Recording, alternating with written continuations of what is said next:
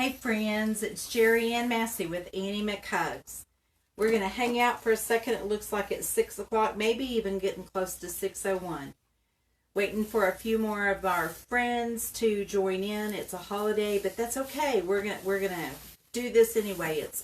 It's Monday, and we want it to be a marvelous Monday, and I hope it was. I hope your Labor Day was a really, really good day. We love holidays, don't we? But we're ready to get back in the swing. We've had wonderful weather, so we're delighted that it is Labor Day and it is a marvelous Monday. So Doug is doing the camera. He's going to be in the background telling me when people are signing on or when they're arriving. So if you hear him, we call him Hoot. I'm Annie. He's Hoot. So Amanda Jordan just came in. Hey, Amanda. It's so great you're here. Thank you for being here. Tell John I said hi. It's good to see you, friend. Okay, so today I'll just go ahead and get started. Every week what I want to do is talk about a pattern. I want to talk about a tool or a version of how to use the tool. And then I also want to leave you with some sort of tip that might make your life a little better, a little easier in the quilting world. So behind me today, we're introducing a brand new pattern. It's at the printers. It will...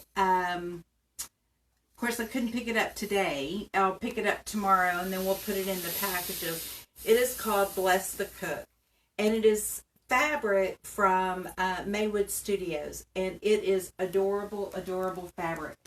Can you see these cute little blocks of the cake and the kitchen utensils and the recipes?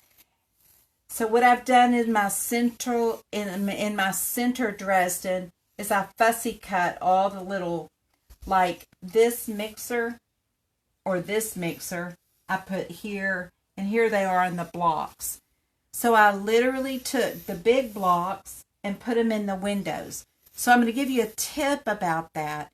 If your motif is bigger than the window, your eye is going to carry it. It's still going to see it, so you don't have to worry if it's a little bit big. In the lower windows, I use these cute little pieces that were on this panel. I did 2 smaller Dresdens right here, and in those I put these quotes that are actually in the fabric. Can you see this? Come into my kitchen and chat with me while I prepare a pot of tea, or season everything with love. Happiness is homemade. That is the actual name of the line of fabric. It is called Happiness is Homemade. So you can find it at your local quilt shop or even online. But it's a new fabric, and it's a whole line. This pattern, like I said, is at the printers, and it will be out. I'll pick them up tomorrow, and then we'll package them. So they will be available this week if anybody is interested in those. So the tool set, the whole tool set, comes with the large tool. The large tool and the small tool. It all comes as part of the set. So you would, in this tool set, you would get the tool needed for this, and then the tool needed for this, and then you would buy fabric. So of course, you know, in the quilting patterns, we figure out how much fabric you're going to need, and I have all that on the back, specifically for this fabric line, and then you can substitute whatever you need anytime you want to. You can buy the patterns at your local quilt shop if they happen to carry my line, but if not, you can buy them directly from me on AnnieMcHugs.com, or I haven't loaded this one up there yet, so if you want to just message me in Facebook or something. If you're wanting something, all you have to do is just let me know, and then we'll work it out. Susan Branscombe waved. Anne Marie, hey, Susan. Anne Marie and Natalie are watching. So is Nita. Yay! Thank you all for being here. It feels like a party by myself, right? With Hoot. But we've been doing this all year, so it's not much of a party anymore, right? So I hope all of you saw Bless the Cook. The Happiness is Homemade is the line of fabric. And it's just really sweet and sort of vintagey retro feel to it. So that's our pattern that we're going to talk about for today. Now, y'all do know I have other patterns. So I have an ABC pattern. I have quotes pattern. Well, the quotes pattern, and it does the 3/4. And when I get this quilt back from, I started a loan program. I have 2 different shops, one in South Carolina and one in Illinois, who have borrowed my quilts for some virtual online shows that they're doing, which is really interesting. People are just so creative during this time, so I'm thrilled to loan quilts back. When I get those back, I'll actually show you. And then this one is a t-shirt quilt. What it is a centered Dresden, and in the windows I put t-shirts. And we talked about that before, how you can put anything you want in the windows. It doesn't have to be the quilting fabric. But today, we're going to do something really, really fun. Do you see this? So Hoot's going to move the camera a little bit. Do you see this fall table topper? It is somewhere in the neighborhood of 26 by 26, 23 and 2 and 2. Yeah, 26 or so. I forgot to measure it, y'all. Terrible me, but it has the fall, the fall. This is a harvest sort of toile with a green blade and an orange background. So now Hoot's going to move back, and I'm going to show you how to make the Dresden. Y'all know I trust this man implicitly, except when he has a big old camera and tripod in his hand. We're learning how to do this, so thank y'all for being patient with me. Okay, I've put the kits together. Y'all, I kitted this. I can't believe I did that, but I did. So let me show you what comes in the kit. Whenever you make a full Dresden like this up here, this is, honey, you can actually step back for a little bit. Whenever you make a full Dresden like this, just this portion, you need 2/3 of a yard of the background fabric, which is the orange. You'll need 2/3 of a yard for the green, which are the blades, and you'll need 2/3 of a yard of the fabric that you're going to fussy cut and put into the window. So that's what's in my kit. Okay. Now I didn't write a pattern, but what I did write was an instruction sheet. And it tells you how much fabric you need, it tells you what to cut, and it tells you how to assemble. What it doesn't do is it doesn't give you the step-by-step instructions on how to make the Dresdens, because those instructions come in your kit. 6 pages worth, plus a tutorial. So I'm gonna dig in and show y'all how we make this so that you'll see how quick and simple this is. So let me grab my fabrics. Okay, on the green, on the blades, you are going to cut 10 inches with the fabric. See that? That's just with the fabric. You'll take your tool and you will lay it this way.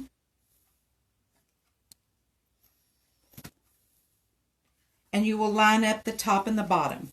See, this isn't hard. Y'all can do this. I know you can. And you cut along that line. And then this line right here, this edge of the tool, I'm going to cut also. So now, that's 2 blades, see? 2 blades. You do that until you have 12. So here's the trick. Here's the thing to know. This strip will make 10 blades. Sometimes on the fold you can get the 11th, but a second strip will give you the 2 more. You will always have this fabric left over when you're doing 12. Does that make sense? I'm going to cut one of these. I'm going to cut 10. And then I'm going to come to my second strip with the fabric, and I'm going to cut these 2 blades. That makes 12, because it takes 12 to make our thing. And all of this that's in the kit is going to be your this is what we're going to make our borders out of. See this outside border? So you'll have enough in the kit to make that little border. I hope that makes sense. You'll do 2 widths of fabric. All of this is included. But now let me show you how to make the blade. It's so fast and it's so easy and it's so much fun. Okay, so you have all your blades, and I do this one at a time. I do all 12 of them at the same time. Okay, y'all, I love a friction pen, which is the, the heat erasable pen. I love these. I use them all the time. If you're not comfortable using those, use whatever you're comfortable with. I like to draw on the back of my fabric, especially when it is a dark fabric. You see what I just did? I just drew this shape, this window, and this window. Just laid them down, drew around it. Super simple, right? So then I have to cut this out. So I'm going to have a clean edge. Some of you that were here last week saw me do this also. But this week, I'm going to show you again because it is super quick. Okay, you saw what I did. You see I left this so I can fold it over and have a clean corner. So remember when we took home ec? Well, maybe you didn't, but I did. I had Miss Tucker in the 8th grade. We did cooking and sewing. I learned how to make cinnamon rolls. And I learned to snip to the corners. Do you see how I did that? Now, I don't want to get glue on my mat at all. So I cover it. This is just freezer paper. That's what I chose to grab today. Okay, here is some sew line glue. And I put my initials on it so nobody would get mine mixed up with theirs. So, see that place where I snipped right there? I'm going to hit it with glue. So I had a new quilter over Saturday, and we had a quilt on the machine, and it was a whole cloth quilt. And she was at the house. She's an art teacher. And we're showing her how my tool works, and she couldn't believe we use fabric in quilting. That's not true. Of course we use fabric. Glue on our fabric. So do you see what I'm doing? So I roll from the corners and I press to the middle, and I do that for both windows.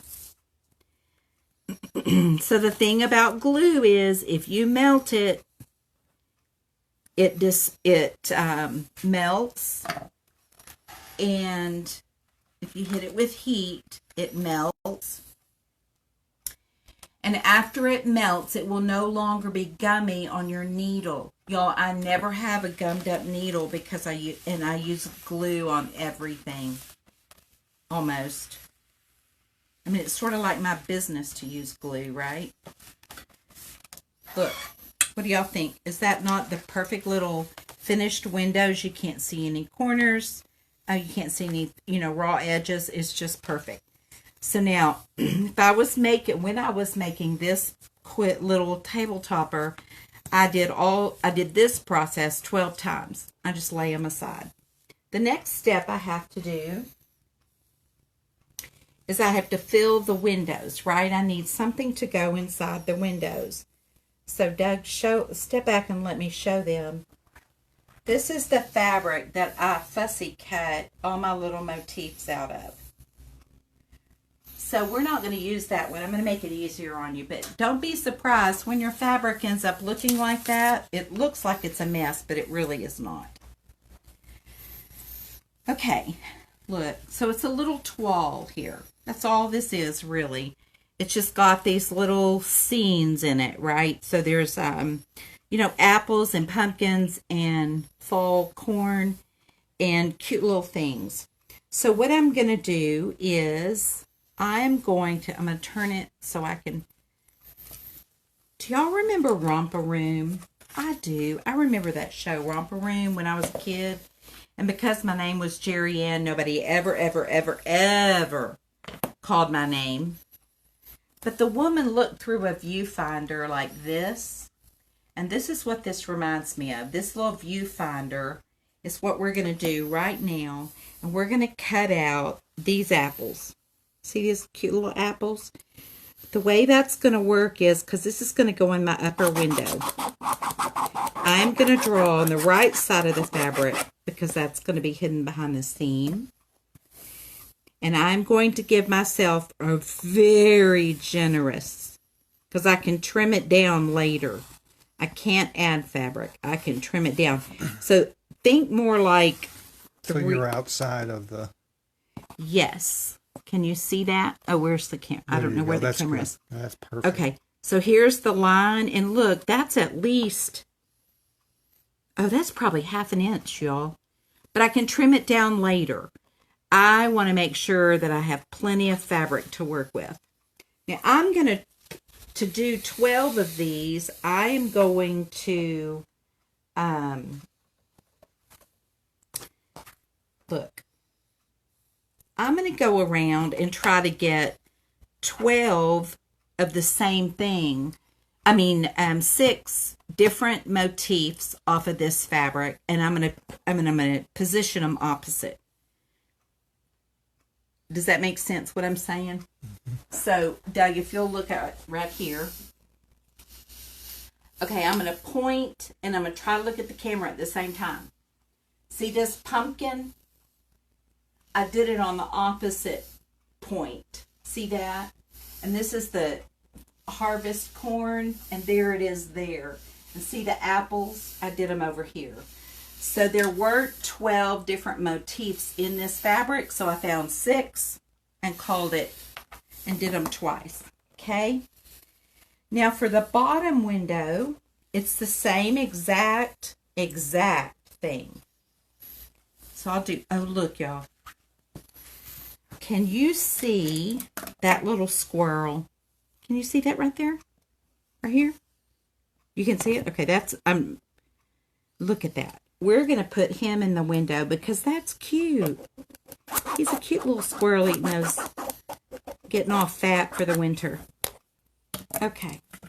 So now, again, I don't have to have a 1/2 inch around. I can take 1/4 inch. I just don't want to get rambunctious and cut myself short.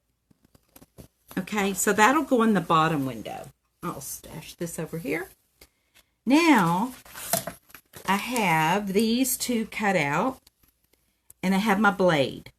Okay, I'm going to work from the back now, and I'm going to go right back to the glue. Well, I'm going to try to go right back to the glue. Okay, so I'm going to hit glue on every open face. That's what that looks like to me, an open face something. So I'm going to hit the glue on that. And then I'm going to, one at a time, I'm going to try to do it this way, Doug. Okay. But it's kind of upside down for me, but that's okay. Look. Okay, y'all see what I'm doing? I'm just moving that around till I get it like I want it. Then I finger press it. And now I turn this one over. Do you see how the line just fits right inside that window? And finger press it. And the best part of it all, I iron from the back. That glue melts, right? So the glue completely melts, and just make sure my iron's good and hot. Oh, it is good. Look, y'all, I can wiggle this around. It's together until I get to the sewing machine. Okay? So here's one of my blades. I would just go down the stack and do all 12 blades. Super simple, same process. So I'll real quickly review the process. You cut your blades, you draw your windows, you cut out the middle of your windows, you fold those back and glue them down, you hit it with an iron. Then you fill your windows. Look how cute that is. The squirrel and the little apples. It is apple season, I guess. Okay, now, the next step that I do, look, y'all, I even tried to be organized. I'm so proud of myself. I have a clip with a B on it. This means the next step. I'm trying so hard. Okay, friends, the next step is I went to the sewing machine with all 12 of them. And look, I started right here, and I stitched that just close all the way around that top window, and then I started at the bottom of this little window and went all the way around. See that? Now these are completely stitched in. You can't even see it because it matches. I used a light thread here so that maybe you could see that. So those are permanently affixed in the window is permanently affixed to the blade. So I do all 12 of those. Just, one after another, after another, after another. Okay. The next step. After following this step, the next thing is I'm ready to make my Dresden. So my Dresden means I fold this in half. And for my purposes, to make it easy on me, this is not required, but y'all, I'm always looking for the easy way to do something, right? I want to save time. Do you see how I folded that just right down the middle? Okay, so I folded that, and I go to my sewing machine, and I stitch 1/4 of an inch across here, and 1/4 of an inch across here. And this really needs to be 1/4 of an inch. Yes, this is use your 1/4 inch foot, because that's the only way you're going to have consistency. Okay, I have stitched here. It's just really light thread, so you may not be able to see it, but I've stitched here. So that's the next step. You stitch it up. Then you grab your snips and you snip the corners. Remember how in home ec, to get the bulk, we snip the corners so it's not just straight? Okay, so I snip the corners. Then I open it up and I lay it flat. I know, y'all, this is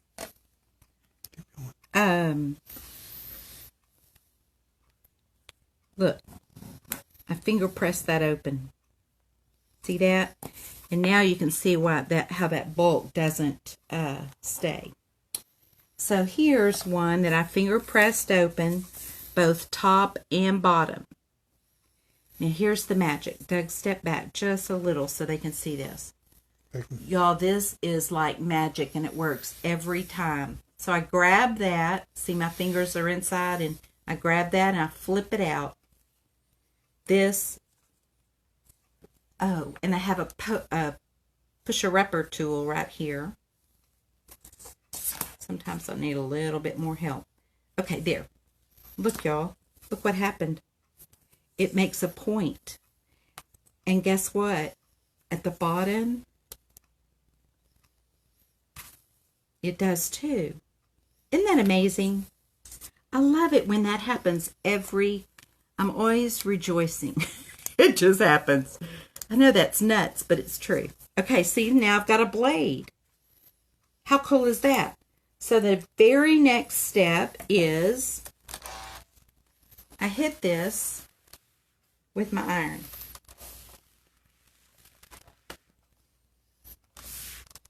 To make it a real clean blade.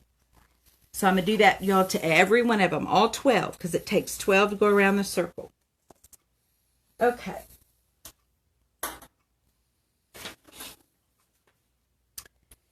So you see this bulk. I know you won't be able to see this, but Doug, step back and let me hold this up and show them. When a dark fabric, can they see me? When a dark fabric is on the back behind a light fabric, sometimes it does what is called shadowing.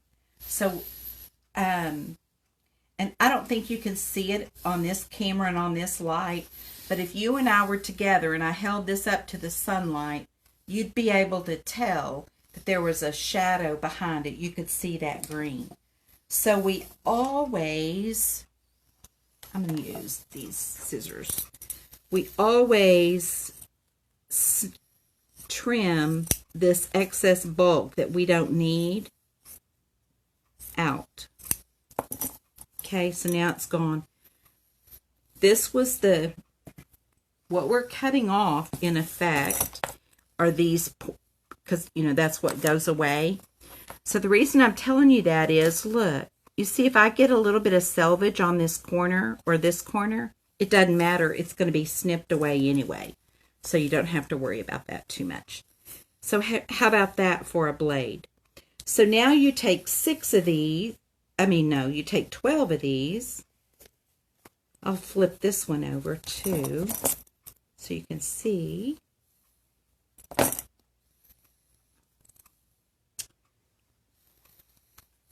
It's my favorite thing when points are made. I'm telling y'all.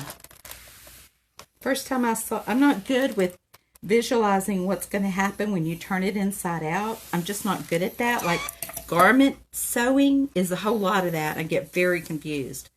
Look, y'all. I'm just going to sew these together right along here. Well, I would snip this out. See, I don't want it to shadow, so a quilt judge taught us that one time at a meeting, and I thought it was a really nice tip to have, to not let it shadow. Okay, now I would just lay these down right sides together, pick them up, stitch this together all along this edge, and if they don't meet perfectly, you wiggle the bottom right down here to make it fit. To make it match. You can do that really silly, just like that. And you're going to stitch 1/4 inch. And this is really important. Your seams must be 1/4 inch. I'm not great at geometry, but this I know. 1/4 inch is required to make this thing lay flat. If for some reason you have a bunch of excess fabric and nothing is laying flat, you need to go back and look at your stitches and look at your seams to make sure that they are 1/4 inch. Okay, so I'm going to stitch that together, and when I open them up, it's going to look, here's half of them. I've taken the other 6 that I did to show you. See this? And then I just press them. I just press it flat. Now, sometimes, depending on the project, I will press the seams open, but not always. But I did today just to show you. Well, see this one right here? I just messed it up. It's still hot. But you can see you can either open your seams or you can lay them to the side. Most of the time, y'all, I just lay them to the side. It works just fine. But if for some reason, when I get all this done, if there's any bowing like this, that means there's too much fabric. I need to take a bigger seam in there. Okay, and the way I do it is I do 2 and then 2 and then 2, and I get 6 together, and then I do 2 and 2 and 2 and get 6 together and put them, and just stitch them till they're all together. Now, on this one up here, the next one over here would be my apples, and then the leaves and so forth. But you can arrange them any way you want to. It's yours. It's whatever you want. So this eventually is stitched all 6. The 12 are all stitched together. And when you have that finished, that is called a Dresden plate. In the kit, or anytime you're making one of these, it doesn't matter which one. You take a background piece of fabric and you lay your Dresden plate on that fabric and I center it. So the way I find center is fold it this way and iron it, and fold it this way and iron it, and then I, can find center. And once I find center, I pin it to the background. I do upper and lower, all the way around. I just pin it like all the way around. And then I take it to the machine, to sewing machine. and I'm going to draw on my fabric because I know it'll come off. I top stitch right along the edge. And I come here and I just continue on. I just top stitch all along the edge. Now, I have seen really cute blanket stitches and tiny little decorative stitches used. Most of the time, I want it to just disappear, so I do a matching thread. And then people, if they look, they'll see the threads, but if they don't look, they don't even realize that it's applique on. I had someone not long ago say, I thought Dresdens were pieced. Well, they are, but they're put on a background, which means it's appliqued. And when we're bringing fabric from behind, like we did, that's reverse applique. So it's both techniques in here. So even if you look at this one, my background on this one is this rosy fabric, and I just stitched it on. I stitched around the center, all these little points, and I stitched around the outside edges. When you do that, when you stitch it on the background, I'm going to break open a kit. When you stitch it on the background, here's your background. There's enough fabric for the background, and you will have some left over. When you stitch it down just like this, but pretend, that it's all the way around, okay? You're going to have 2 layers of fabric, right? This orange and the green. There is a reason, there is a good reason to take out the bulk, and there's an easy way to do it. So here's your tip for the day. These are called duckbill scissors. This is crazy, but I put jewelry on my scissors because I travel and teach a lot, so I want mine to, I know that those are mine when I leave. But see these scissors, how they have this really wide, what's that called? Duckbill. No, I know, but what is this piece called? Blade. A duckbill blade. That's what it's called.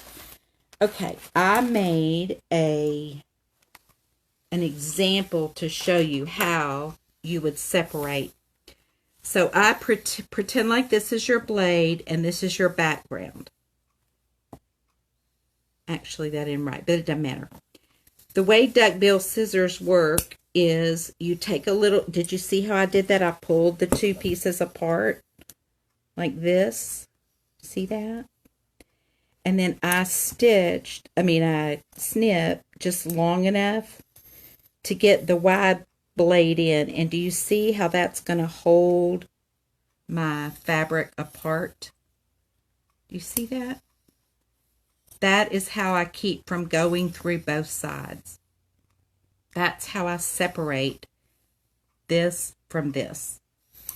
Sometimes I leave the double layers. If you do not want to leave the double layers, then you would take it out. And my tip would be use duckbill scissors. Okay, questions, comments, feedback. What do y'all think? Did I leave something out?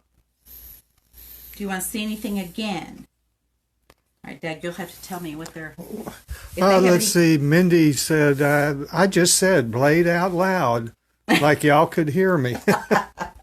And Catherine Knuckles, I guess Nigro? Mm-hmm. Yeah. She said, I did the same thing. She just heard us. So cool. Okay, so... they were answering your question. Gotcha. So the question was... what is this called? And you said a blade. They were both yelling blade at you. Oh, I'm with you. Finally got it. So y'all know I just move right on and answer my own questions after I go to sleep. It's crazy the way I do the world.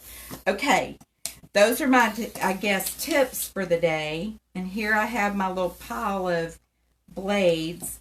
If you are interested in the tool, all you have to do is in the comments let me know, and then I will message you for your email, and I can send you a thing through PayPal, and we can do it that way. If you are interested in a accessory pack, that's the upper window. I have these, and we're going to start on those next week. I'm very excited about that. If you're interested in this pattern, let me know. And I have these kits. Let me tell you about the kits. I mean, I already have kind of told you about the kits. But the kits have an instruction page in them. If you have the tool gives you how to make the Dresden, what I just showed you. But this instruction tells you what to cut and how big to cut the background and what your border sizes are and that sort of thing. So it gives you the instructions. Y'all, it's not a full pattern. It's just an instruction sheet. And this has 2/3 of a yard of the orange, 2/3 of the yard of the green, and 2/3 of the yard of the harvest 12. What'd you say, Doug? I was just... So this is 2/3 of a yard of each of those. So that's times 3. That's 2 yards plus instructions. And I'll be selling these for $20 plus tax. If you are local and want one, we can arrange a meetup or a drop off or something like that. If you want me to ship it, my shipping department, which is who will certainly do that. I have a limited number of these. I have about seems like I had 17. I bought 3 bolts of fabric and made kits out of it, not knowing what the response would be. But if you want a little table topper, 20, what did I say? It's 23 plus 4, 26, 27 inches. That's what it is. Also, you should know I did not include fabric for the back. So you will have to dig in your harvest. I know you have some. You have fall and harvest fabric, and if you don't, this is a good excuse to go out and get some. So if you want one of these, they're $20, and all you have to do is make a comment that says, well, like Anne Marie just, Anne Houlihan just said, I need a tool kit and 1 table topper kit. Well, there you go. That's the way to do it. So what I'll do is then I will get in touch with you individually. I'll go back through the comments and make sure that all of them are, that all of you are taken care of. Okay. Now, let me see what else we're going to do. Oh, so let me just tell you about next week. I think next week we're going to talk, I'm going to talk about, the tool will make, we found over 30 different ways to make windows. And then I added the accessory set. So I think next week I'm going to show probably how to cut some different window shapes, because the news is I'm writing, the secret is I'm in the process of writing a book, but until the book gets done, I want you to be able to make the different shapes. So that's what we're going to talk about next week as far as the tool goes. And Laura Toombs asked that you show some of the new shapes. Today or next week? Next week. Oh, yes. I'll be happy to do that. Yes.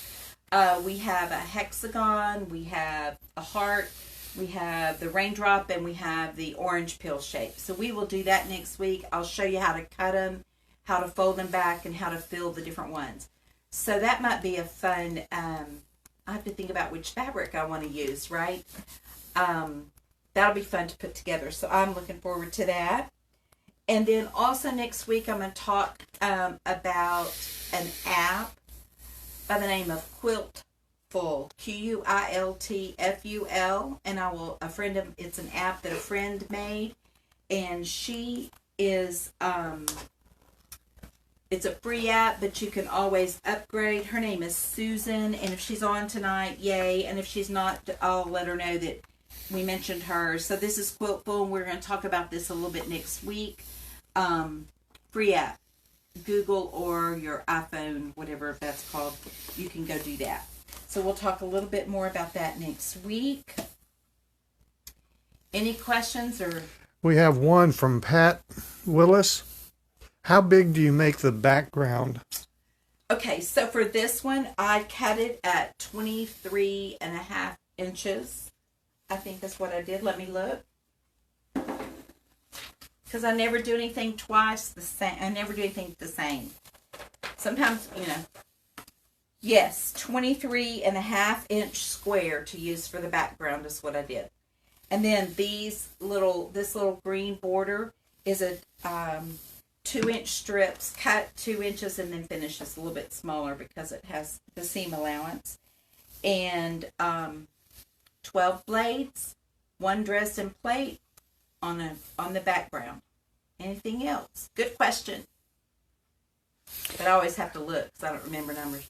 And a lot of people are wanting you may run out. Okay, so that I'm glad you said that. So what I will do is I will sell kits in the order in which you claimed them in the comments. And so I will be able to do that. And when I run out, then I can't even, I tried to restock the fabric and couldn't, so they were out. So what I will do is I will comment and let you know that it's been sold out if I don't have it. But lesson learned. If I run out, then from now on I would learn to get more. I mean, right? So I'm just learning too. So thank y'all for your patience. I'm trying really hard. What else? Well, that's... Okay, so does anybody care about what we're having for dinner? Neither did I do, but I don't know because Doug's our cook, so we'll figure that out in a little while. Okay, friends, thank you for being here. You know, I love doing this. One of these, we're in my studio, actually, where I sew, and it's a terrible upside-down mess right now. But one of these days, I'll show you where I work. But I'll have to clean it up first, because it's just been, you know how it is when you play with your fabrics, they get everywhere. So thank you all very, very much. If you have questions, be sure and message me, or write, or call, or come by, or something. And I hope y'all have a blessed week and a fabulous into your holiday weekend. So I guess we're signing off. And thank you, friends. And I look forward to having another Marvelous Monday next week. Talk to you later. Bye.